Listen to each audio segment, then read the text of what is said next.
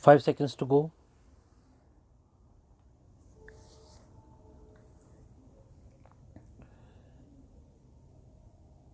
Start. On Monday, data released by the National Statistical Office showed that retail inflation as measured by the Consumer Price Index rose to a 7-month high of 6.01% in January, up from 5.66% in December. This is the first time since June last year that inflation has come in above the upper limit, although marginally, of the inflation targeting framework of the RBI. Considering that the RBI expects inflation to average 5.7% in the fourth quarter, January March, CPI will now have to moderate considerably in the next 2 months to be in line with the target.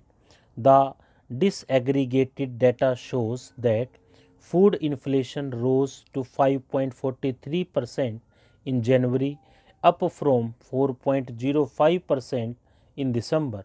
Food inflation has in fact risen considerably in the recent past.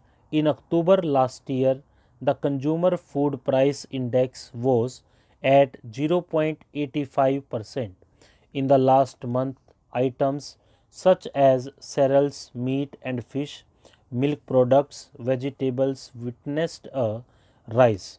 Worryingly, core inflation, which excludes the highly volatile food and fuel prices, has continued to remain elevated, with price pressures being witnessed across categories such as household goods and services and clothing and footwear. This is perhaps indicative of a pass through of higher input costs. The wholesale price index has remained in double digits for the last 10 months. However, as outlined in the recently held Monetary Policy Committee meeting, the RBI expects retail inflation to peak in the fourth quarter of this fiscal year, trending downwards thereafter, creating space for its continued accommodative stance.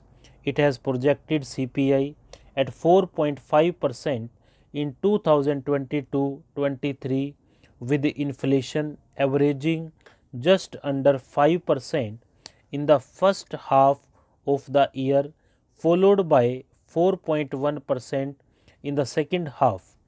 However, there are several upside risks to the MPC's projection of the trajectory of inflation. First and foremost, crude oil prices. Brent crude oil is currently trading at upwards of $90 per barrel. Higher crude oil prices will likely be reflected in higher prices at the pumps, passed on to the consumers once the state elections are concluded, unless the government offsets the price rise with cuts in fuel taxes. Second, with restrictions on economic activities being eased, contact intensive services may also see price pressures. Third, as domestic demand strengthens, the pass through of higher input prices to consumers may gain traction. Fourth, with inflation in developed countries also rising, there is the risk of importing high inflation. If inflation remains elevated at levels higher than expected, it increases the risk of RBI being behind the curve and raises the odds of having to undertake sharper policy adjustments. Stop.